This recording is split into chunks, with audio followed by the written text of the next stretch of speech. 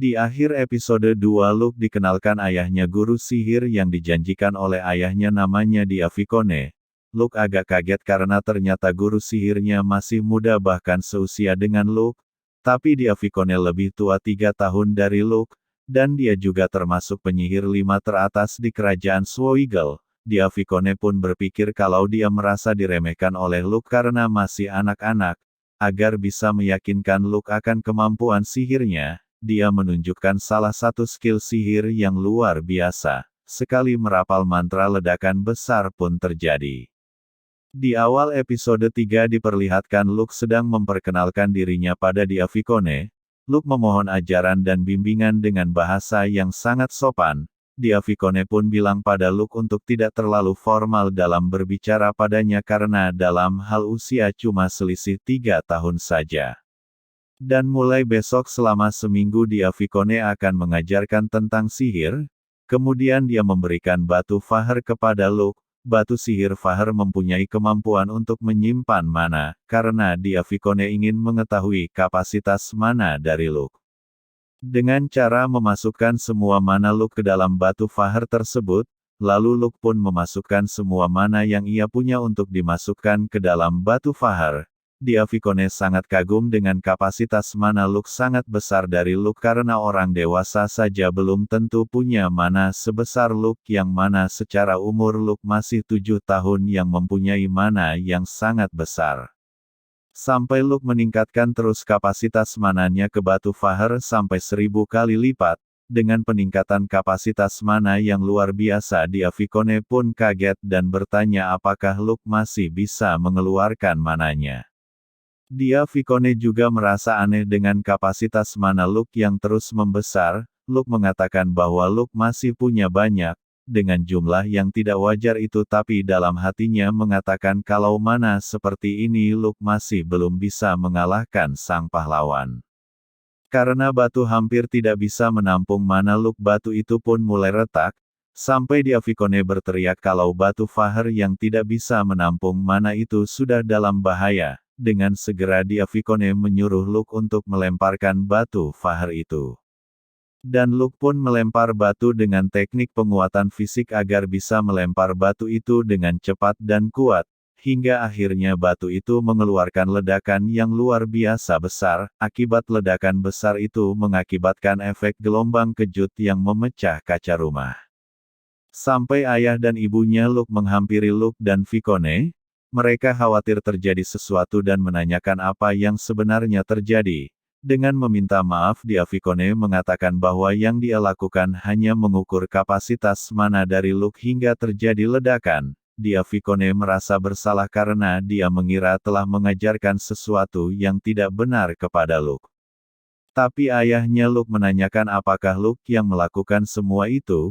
Diavikone pun mengiyakan semua itu. Dan itu bukanlah salahnya Luke. Ayahnya Luke pun terkejut sambil menoleh ke ibunya Luke. Ibunya Luke pun merasa senang karena anaknya mempunyai sihir yang luar biasa itu. Melihat ekspresi ibunya Luke membuat Diavikone kaget dan heran. Bukannya mereka marah tapi malah mereka senang. Dan meminta untuk terus mengajari Luke sihir tapi ayahnya Luke merasa sihir Luke yang barusan tadi itu cocok untuk dalam kondisi perang. Ayahnya Luke pun juga meminta pada Diavikone agar mengajari sihir pembunuhan. Sampai-sampai Diavikone kaget karena dia belum mengajarkan sihir apapun pada Luke, dia pun juga diminta untuk terus membimbingnya. Diavikone bertanya pada Luke apakah mereka tidak marah atas kejadian ledakan besar tadi. Luke pun dengan santai bahwa ia seperti itulah kedua orang tuanya yang merasa senang ketika Luke melakukan hal-hal yang luar biasa, dan Luke kemudian meminta lagi batu Fahar lebih banyak lagi dan bagaimana cara mendapatkannya. Diavikone pun langsung menolaknya karena batu Fahar adalah batu berharga dari domainnya dan tidak akan diberikan pada orang dari daerah lain. Luke pun bilang, "Cih," hingga Diavikone mendengarnya tapi Luke menyangkalnya kalau Diavikone salah mendengar, agar dia bisa meminta batu Fahar lagi, tapi Diavikone masih tetap menolaknya. Di malam hari menjelang tidur masih mengingat kejadian tadi siang tentang segala keanehan gurunya, Luke masih mengharapkan batu Fahar dari Diavikone untuk rencananya dalam mengalahkan sang pahlawan. Tak lama kemudian dia mengetuk pintu kamar Luke. Untuk menanyakan apakah Luke masih belum tidur, sambil menasehati Luke untuk cepat tidur karena masih anak-anak tapi ternyata dia cuma mau tidur bareng dengan Luke, sambil ia mengaku sebagai kakaknya Luke jadi bagi dia itu bukan masalah baginya, sehingga agak heran dan bertanya-tanya dalam hatinya Luke, ketika dia mengatakan apakah ayahnya Luke merahasiakan tentang hubungan antara Luke dan Diavikone, dan dengan entengnya Diavikone mengatakan bahwa Luke adalah adiknya. Akhirnya mereka pun tidur bersama. Pagi harinya pelajaran sihir pun sudah dimulai dengan memasukkan elemen apa yang ada dalam batu Fahar itu. Elemen pertama yang keluar adalah elemen api.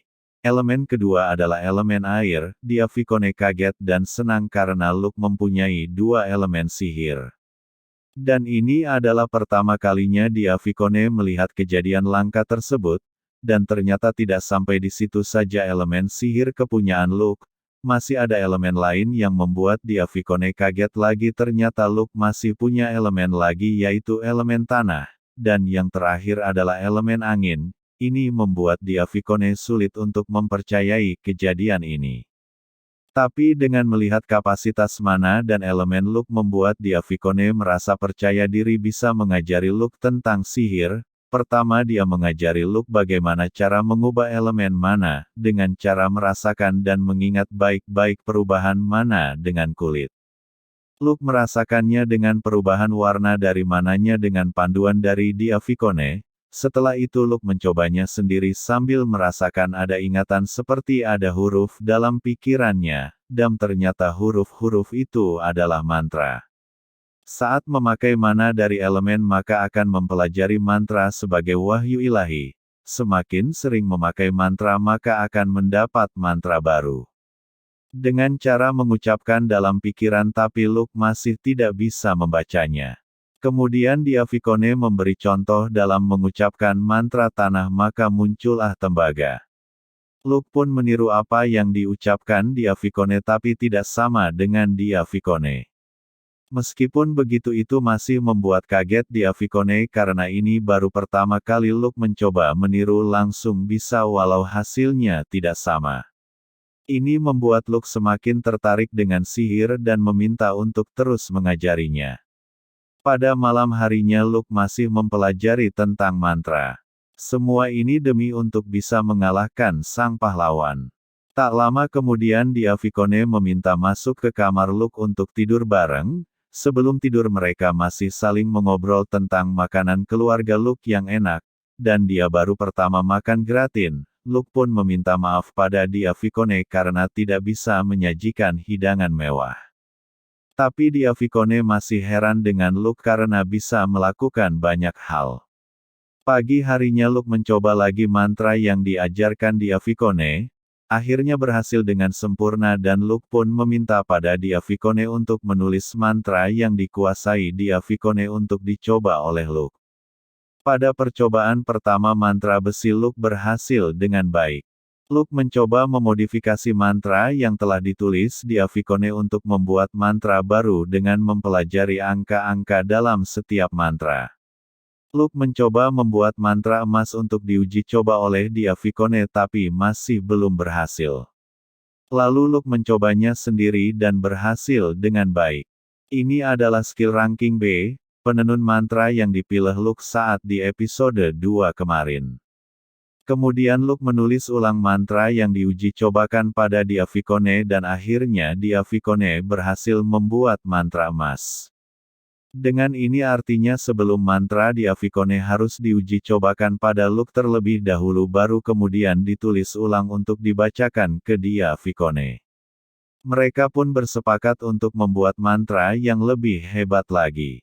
Keesokan harinya lagi mereka memulai dengan mantra baru yang lebih hebat, dimulai dari Luke yang mencoba membuat mantra tembakan dan diuji coba dengan tembakan yang akurat. Kemudian dilanjutkan Diavikone untuk mencoba mengikuti membuat mantra tembakan. Dengan mantra tembakan ini mengingatkan akan masa lalunya yang terbiasa dengan senapan tapi dalam hatinya mengatakan bahwa ini masih belum cukup untuk mengalahkan sang pahlawan. Kemudian mencoba memodifikasinya lagi dengan mantra yang lebih kuat lagi. Luke membuat mantra bombardir yang berupa meriam yang ditembakkan pada batu besar yang menimbulkan ledakan besar. Pada malam harinya Luke memberi Diavikone sebuah pisau yang kuat dari segi materi dan kualitasnya sebagai hadiah atas pelajaran dan pengajaran sihir selama ini. Diavikone juga membalasnya dengan memberi hadiah kepada Luke berupa batu fahar. Karena mengajari Luke sihir, Diavikone juga belajar tentang hal-hal sihir yang baru, dan menjadi pengalaman yang tak terlupakan bagi Diavikone. Keesokan hari tibalah hari perpisahan antara Luke dan Diavikone. Karena sudah mengajarkan semua tentang sihir pada Luke. Dan tibalah saatnya ayahnya Luke untuk memberitahukan kebenaran keluarga Tuat HD. Diajaklah Luke ke penjara untuk melakukan pembunuhan pertama kalinya. Di situ ada seorang wanita yang tengah dirantai. Wanita itu menangis untuk dieksekusi oleh Luke. Ayahnya Luke menjelaskan semua tentang kejahatan wanita itu, tapi wanita itu menyakalnya sambil menangis memohon belas kasihan untuk tidak dieksekusi. Tapi Luke melakukannya dengan tanpa ragu. Dan ternyata benar wanita itu cuma bersandiwara saja. Wanita itu pun memaki Luke sejadi-jadinya tapi dengan tenaganya Luke menyelesaikan tugas pertama Luke dengan sangat baik. Pada episode 3 ini ada sesuatu yang saya tertarik saat percakapan Luke dengan ayahnya, saat Luke menanyakan kenapa ia dibesarkan untuk ragu-ragu membunuh. Karena menurut pemikirannya Luke sebagai alat pembunuhan ia bisa dibesarkan dengan membunuh emosinya Luke, lalu ayahnya menjawab bahwa keluarganya sebagai keluarga pembunuh bukan sebagai alat tapi manusia, tidak membunuh karena diperintah, menimbang demi kerajaan, dan mengerti kenapa harus membunuh. Ini yang membelalakkan matanya Luke. Karena prinsip ini sangat jauh beda saat di kehidupan masa lalunya. Sekian pembahasan anime Sekaisaku no Ansatsu Isekai Kizoku ni Tensei Suru. Kalau ada kurang lebihnya silahkan tinggalkan jejak di kolom komentar.